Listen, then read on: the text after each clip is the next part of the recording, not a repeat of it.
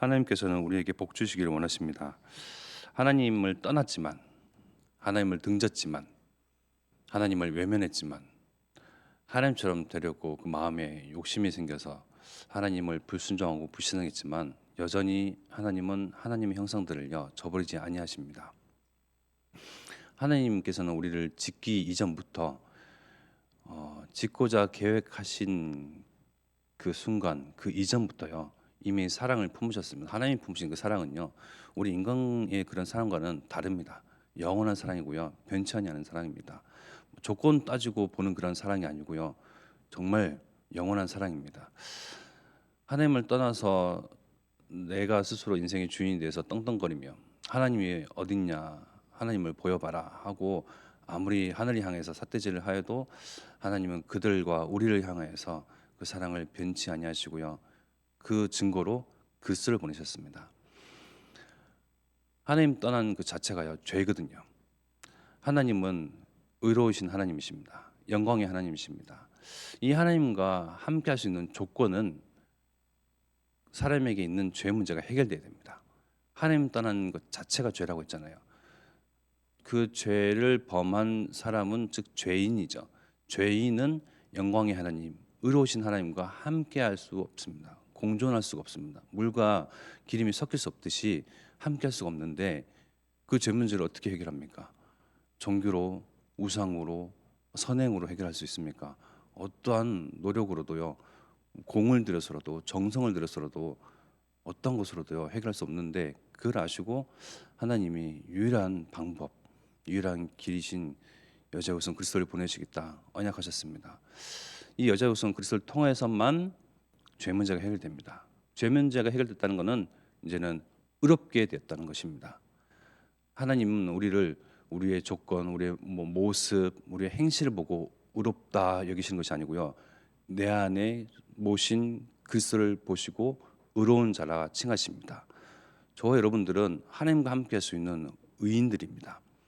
이제는 하나님께서 의인된 우리를 보시고 함께해도 되겠다라는 걸 아시고 임마누엘 우리와 함께 하십니다. 이것 자체가요 복이거든요. 사람들은 복에 정말 생명 목숨 겁니다. 복 받기 위해서요 온갖 갖은 노력을 다 하죠. 새해 연초에는 뭐 합니까? 일본 같은 경우에는 신사 신당 찾아가서 막 굉장히 여러 가지들을 하더라고요. 돈도 바치면서 그 한 해의 그 운수를 점치기도 하고요. 우리나라면 또 마찬가지죠. 서로에게 덕담을 나누면서 복 받으세요 이야기를 하고 그러니까 복에 생을 걸죠. 모든 전 세계 사람들은 다 복 받기를 원합니다. 그래서 복 받는 유일한 방법을 모르니 하나님을 만난 것 자체가 복이요 하나님께 나가는 것이 복 받는 지름길인데 왕도인데 그걸 알지 못하니 엉뚱한 방법을 찾습니다. 우상에게로 종교로 그죠? 그래서 초래되는 문제들이 뭡니까? 우상 숭배, 우상, 종교, 자기만의 철학, 하나님 없다 말하는 그 사상, 흑암 문화. 정말 사람은 복을 받고자 애썼을 뿐인데 그 초래하는 결과는요 정말 무시무시하죠. 우리가 어떻게 보면 경험해 보지도 못한 그러한 결과들을요 사람들은 그 속에서 신음하고 고통당하고 있습니다. 그러니까 저도 불신자 상태를 좀 알아보려고요 10년 동안 교회를 안 다녔었거든요. 근데 제가 내린 결론이 뭐냐면요 나는 불신자 상태를 알 수가 없다. 무슨 말씀이죠? 그만큼 저는 없다, 부족하다, 약하다, 온갖 핑계와 온갖 원망을 다 했지만 결국은 나의 가정과 나에게 하나님이 함께 하시는 복이 임했었구나. 정말로 처음으로 인정하게 됐습니다. 그러니까 불신자 상태를 알고자 6가지 상태가 뭐지? 그걸 이해해야지 전도할 수 있을 것만 같고 뭔가 마음이 답답한 거예요. 그랬더니 그 결과는 나는 불신자 상태를 알 수 없을 만큼 복을 받은 사람이었구나. 그거를 깨닫기까지 오랜 시간이 걸렸거든요. 여러분들도 마찬가지입니다. 우리가 아무리 노력해서 아무리 어떠한 수고를 해도요 하나님 떠난 그 불신자 상태, 그들이 당하는 그 고통과 불안과 정신질환과 시달림은요, 우리가 알 수가 없습니다. 우리도 시달리는데요. 비교할 수가 없습니다. 이번에 캠프를 통해서 그 민정이라는 친구를 보셨고 말씀을 들었고, 또 옆에서 이제 장모님 같은 경우에는 이제 체험하셨잖아요. 1, 2, 3, 4, 5번을 말씀하시지 않았습니까? 그 중에 3번이 그 민정이라는 친구, 이제 5번에 대한 그 친구 있잖아요. 효정이었나요? 그래서 막 그 전화로 계속 복음을 전하려고 하고, 또 이 친구는 이 3번 민정이라는 친구를 죽이기 위해서 저주를 이렇게 품은 그런 구슬을 하고, 나중에는 이제 복음 듣고 이제 떠났다라는 이야기 들었는데, 아무튼 그 결과에 대해서 이제 우리 곽 사모님한테 얘기를 드렸거든요. 참 비참하더라고요. 곽 사모님 또 이제 메시지로 전하실 겁니다. 그만큼 하나님 떠나서 오는 우상 숭배하고 또 구수로 토속 신앙이다 뭐다 하면서 결국은 복 받고자 사람들이 애쓰고 노력했던 그 모든 것의 결과는요, 참담합니다. 비참합니다. 우리는 아무리 그거를 알고 싶어도 알지 못할 거예요. 그만큼 하나님이 강한 손으로 우리를 붙잡고 계시고요. 우리가 뭐 불면증이다, 뭐 시달림이다, 아무리 뭐 머리가 지끈거리는 일들이 있어도요, 진짜 사단에게 잡혀 있는 사람들의 그 저주와 그런 문제에 우리가 알 턱이 없습니다. 그만큼 우리는 하나님의 강한 손에 탁 붙들려 있는 그런 복받은 사람들입니다. 사람들은 복을 받고자 이렇게 자기만의 그런 종교로, 노력으로, 행실로 찾아가는데, 하나님은 우리에게 복을 떠안고 찾아오셨습니다. 그래서 우리가 하나님께 나가려고 했던 것이 아니고 처음부터 하나님께서 우리에게 찾아오셨어요. 우리가 하나님을 인지하지 못할 때에도, 알지도 못했을 때도 하나님께서 우리에게 찾아오시사 어떤 복을 주시기를 원하십니까? 우리 강단 말씀의 결론이죠. 신명기 5장 29절의 말씀에 같이, 다만 그들이 항상 이 같은 마음을 품어 나를 경외하며 내 모든 명령을 지켜서 그들과 그 자손이 영원히 복받기를 원하노라. 하나님이 주시고자 하는 이 복, 그런 말씀하신 이 복, 성경에 쓰여져 있는 이 복은요, 반드시 성취되는 말씀이죠. 우리는 항상 하나님을 경외할 뿐인데, 우리에게 와 있는 하나님께서 주시고자 하는 복은요, 자손과 그 자손 대대로 후대에게 영원히 전달되지는 그 복을 우리에게 주시고자 하신답니다.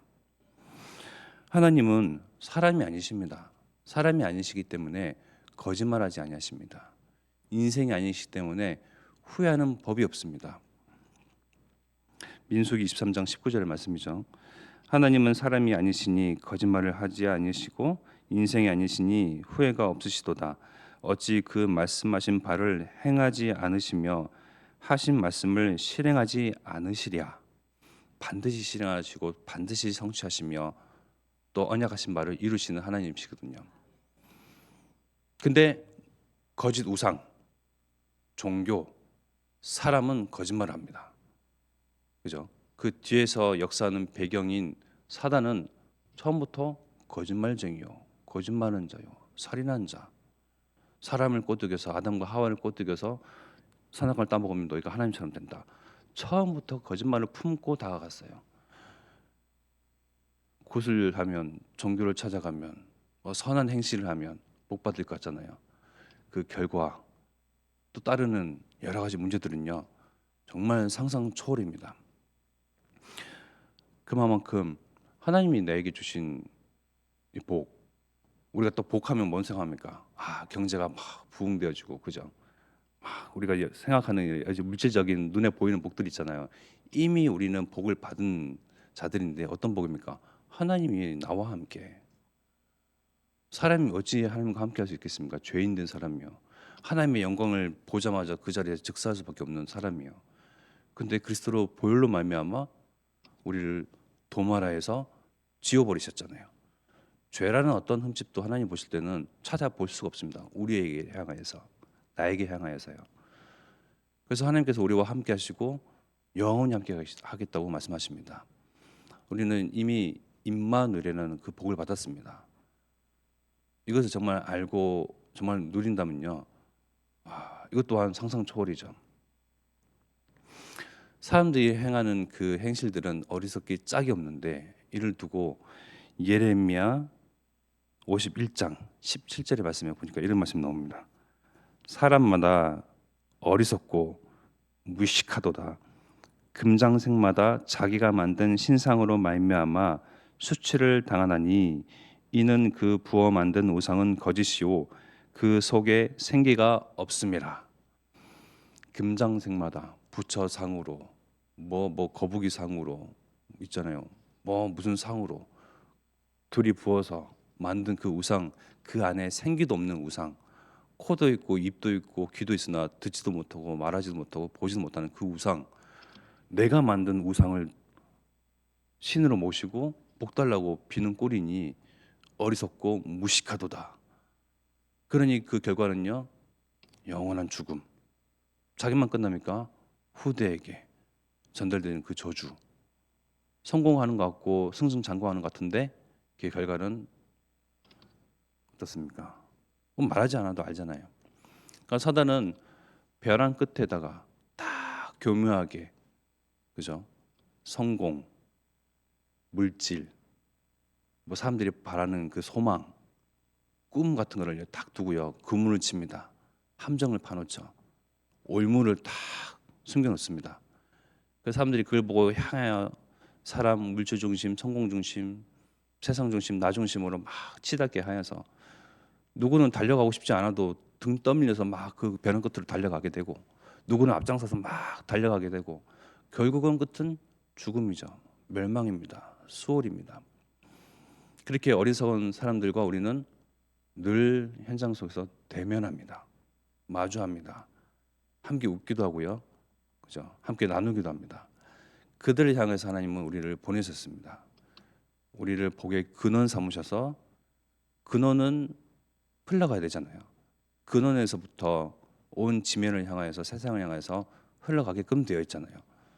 근원인데 내 안에만, 내 앞에만, 우리 가정과 가문에만 딱 울타리 쳐놓으면요, 썩고 고이거든요. 고이고 썩습니다.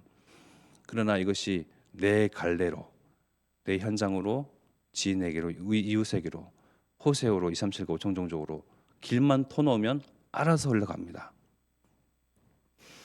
그래서 사람을 향해서, 세상을 향해서 마음을 단절시키는 것이 아니고요, 하나님이 그들을 사랑하신다니까요.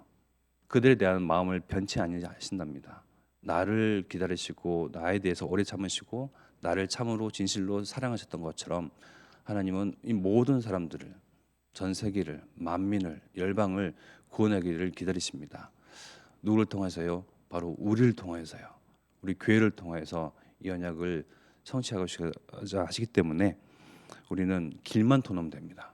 마음만 열어두면 하나님께서 만남도, 전도할 문도, 또 우리의 입을 열어서 이 천국 복음도 증거하게 하시니, 나를 통해서 이 복이 정말 열방으로, 이웃에게로, 현장으로, 지역으로, 지방으로 정말 전달되어지고 퍼지도록 그 일에 증인되기를 기도하겠습니다. 이 시간 합심하여 기도드리겠습니다.